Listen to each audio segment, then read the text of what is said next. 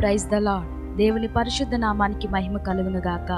మరలా అనుదిన జీవాహారం అనే కార్యక్రమం ద్వారా ఈ రీతిగా మిమ్మల్ని కలుసుకొనుటకు, దేవుని వాక్యాన్ని వివరించుటకు యేసుక్రీస్తు ప్రభుల వారు నాకిచ్చిన ఈ గొప్ప ధన్యతను బట్టి, అవకాశాన్ని బట్టి ప్రభువుని ఎంతో స్తుతిస్తూ ఉన్నా.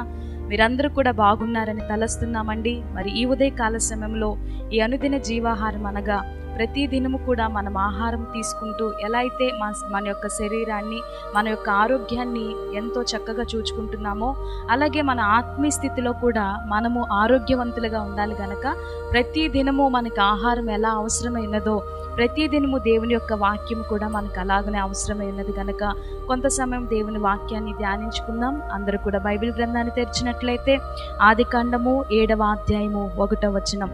యెహోవా ఈ తరము వారిలో నీవే నా ఎదుట నీతిమంతుడివై ఉండుట చూచితిని గనుక నీవును నీ ఇంటి వారును ఓడలో ప్రవేశించుడి. యెహోవా దేవుడు వెతుకుతా ఉన్నారట. అక్కడున్న ప్రజలను చూస్తూ ఉంటే అందరూ కూడా వారి ఇష్టం వచ్చినట్లుగా జీవిస్తున్నారు. మరి నిజముగా దేవుని కుమారులు అనబడుతున్నటువంటి వారు నరుల కుమార్తెలకు ఇచ్చి వివాహం చేసుకోవడం, ఒకరికొకరు దేవుని యందు భయభక్తులు కలిగి ఉండకుండా ఎంతగా వారు జీవిస్తున్నారంటే దేవునికే సంతాపము కలిగి అంతగా, అయ్యో నేను నా బిడ్డలను ఇలాగా రూపుదిద్దాను, ఇలా నా స్వారూప్యం చేత నేను నిర్మించి ఉన్నాను, కానీ వీరు నాకు వ్యతిరేకంగా ఎంతగానో విచ్చలవిడిగా జీవిస్తున్నారని చెప్పి దేవుడు తన హృదయములో నొచ్చుకున్నట్లుగా, దేవుడు తన హృదయములో ఎంతో సంతాపము పొందినట్లుగా ఆదికాండ గ్రంథంలో మనం చూస్తూ ఉంటాం. అప్పటి కాలంలో మరి ఆ తరము వారిలో దేవుడు చూచాడట, ఎవరైనా నీతిమంతుడు కనిపిస్తారేమో, ఎవరైనా నన్ను వెతికేవారు ఉంటారేమో అని వెతుకుతూ ఉన్నప్పుడు, కనిపెడతా ఉన్నప్పుడు దేవునికి ఒకరు కనిపించారు. ఆ కుటుంబం ఎవరు అంటే నోవాహు కుటుంబం. నోవాహు నిందారహితుడిగా ఉన్నాడట, దేవుని దృష్టిలో ఎంతో నీతిమంతుడిగా ఉన్నాడట, కృప పొందిన వాడిగా ఉన్నాడట. నోవాహును బట్టి నోవాహు కుటుంబాన్ని రక్షించినట్లుగా ఇక్కడ మనం ఈ లేఖనాల ద్వారా మనం తెలుసుకుంటున్నాం. ఆదికాండము 7వ అధ్యాయం 1వ వచనం చదువుకున్నట్లుగా యెహోవా అయినటువంటి దేవుడు అంటున్నారు, ఈ తరము వారిలో నీవే నా ఎదుట నీతిమంతుడివై ఉండుట చూచితిని గనుక నీవును నీ ఇంటి వారును ఓడలో ప్రవేశించుడి. ఎందుకంటే నా ఉగ్రత ఈ యొక్క ప్రజల మీద రాబోతున్నది.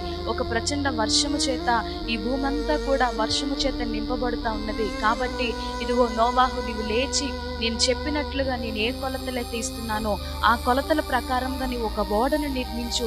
ఆ ఓడలో నీవు మాత్రమే కాదు, నీ కుటుంబం అంతా కూడా ఆ ఓడలో ప్రవేశించండి. నోవాహును బట్టి నోవాహు కుటుంబాన్ని దేవుడు రక్షించినట్లుగా మనం చూస్తూ ఉంటున్నాం. ఈ ఉదయకాల సమయంలో నిన్ను బట్టి నీ కుటుంబం రక్షించబడాలి. ఈ యొక్క లోకం అనేటువంటి మాలిన్యతలో, ఈ లోకంలో మనము జీవిస్తున్నప్పుడు మన చుట్టుప్రక్కల అనేక మంది ఉండవచ్చు. దేవునికి సంతాపము పొందేటట్లుగా వారి యొక్క దైనందిక జీవితంలో, వారి వ్యక్తిగత జీవితంలో క్రైస్తవులని పేరు మాత్రం ఉన్నది, కానీ వారు విచ్చలవిడిగా జీవిస్తున్నటువంటి అనేక సందర్భాలను మన కనులతో మనము కొన్నిసార్లు చూస్తూ ఉంటున్నాం. అంటే మనకే అంత వ్యసనముగా అనిపిస్తున్నప్పుడు, అయ్యో దేవుని బిడ్డలు ఇలా చేస్తున్నారనేటువంటి మాటలు వింటున్నప్పుడు అంత బాధ కలుగుతుంటే నిజముగా మరి ఎంత సంతాపం నందుతాడండి. ఈ ఉదయకాల సమయంలో నేను చెప్పే మాట ఏమిటంటే, నీవు కూడా నోవాహు వలె నీతిమంతుడిగా ఉన్నట్లయితే, నోవాహు వలె నీ యొక్క కుటుంబాన్ని నీవు రక్షించుకోగలిగినట్లయితే నిజముగా దేవుని యొక్క ఉగ్రత నుండి నీవు రక్షించబడతావు. దేవుని యొక్క ఉగ్రత నుండి నీవు దూరం కాగలుగుతావు. ఈ ఉదయకాల సమయంలో నీ భక్తిని నీవు ఎలా కాపాడుకుంటున్నావు? ఈ లోకంలో కలిసిపోయే వారి వలె ఈ లోక మాలిన్యత అంటించుకుంటూ ఏమీ కాదులే అని చెప్పి నిర్లక్ష్య వైఖరి నీవు కలిగి ఉన్నావేమో, కానీ ఈ రాకడ సమయంలో దేవుని రాకడ అతి సమీపంలో ఉన్నది. ఎక్కడ చూసినా యుద్ధ సమాచారాలే, ఎక్కడ చూసినా వ్యతిరేకతలే. ఇవన్నీ చూస్తుంటే మన హృదయంలో ఒక బాధ కలిగి ఉండాలి.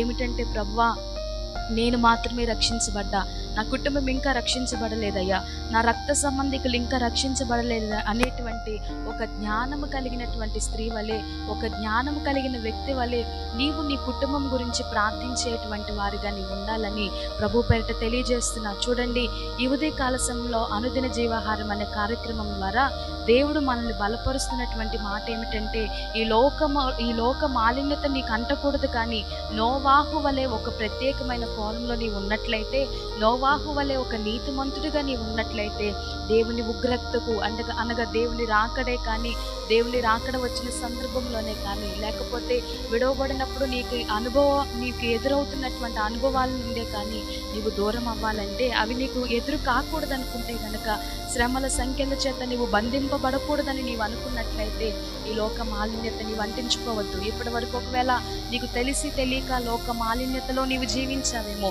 దేవుడు నన్నేమి చేయడు, నాకేమి కాదని నీవు అనుకుంటున్నావేమో, కానీ ఏది విత్తుతామో అదే కోస్తాము గనక దానికి ప్రతిఫలం ఉంటుంది గనక, దేవుని యందు భయభక్తులు కలిగి నోవాహు వలె నేను కూడా నీతిమంతుడిగా ఉంటానయ్యా, నా కుటుంబాన్ని నేను రక్షించుకుంటానని దేవుని పాదం మీద నీవు కనిపెట్టుకొని ప్రార్థించు. దేవుని క్షమాపణ అడుగు, పశ్చాత్తాపం కలిగి దేవుని సన్నిధిలో ముందుకు కొనసాగు. దేవుడు తప్పకుండా నిన్ను కూడా ఆ ఓడలో ప్రవేశించడానికి, దేవుని రాకడలో ఎత్తబడడానికి దేవుడు కృప చూపించిపోతున్నాడు. ఈ చిన్న వాక్యమును దేవుడు మన వినికిల్లో దీవించి ఆశీర్వదించునుగాక. ఆమేన్. చిన్న ప్రార్థన చేద్దాం. స్తోత్రమయ్యా, పరిశుద్ధుడా, కనికరుడా, కృపగల దేవా, దయగల రాజా, నీ బంగారు పాదాలు కొందనాలు తండ్రి. ఈ ఉదయకాల సమయంలో అనుదిన జీవాహారం అనే కార్యక్రమం ద్వారా నీవు మాట్లాడిన ప్రతి విధమైన మాటను బట్టి స్తోత్రాలయ్యా. నిజముగా ప్రభా, నోవాహు జీవించినటువంటి ఆ తరము వారిలో ఎవ్వరు కూడా నీతిమంతులుగా కనిపించలేదు, కానీ నోవాహును మాత్రమే నీవు నీతిమంతుడిగా ఎంచున్నావు ప్రభా.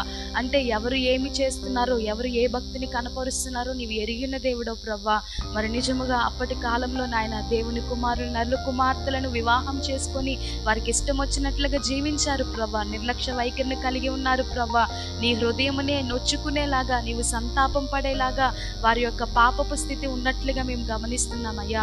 ఈ ఉదయకాల సమయంలో ఒకవేళ తండ్రి జీవించుచున్నామనే పేరు ఉన్నది, కానీ సున్నము కొట్టిన సమాధుల వలె ప్రభా కుళ్ళిపోయినటువంటి ఆత్మీయస్థితి మాలో ఉన్నదేమో. ఇదిగో ప్రభా, అనుదిన జీవాహారం చూస్తున్న ప్రతి బిడ్డను మీరు దర్శించండి అయ్యా. వారిలో ఆత్మీయ మేల్కొల్పును కలగ చేయండి అయ్యా.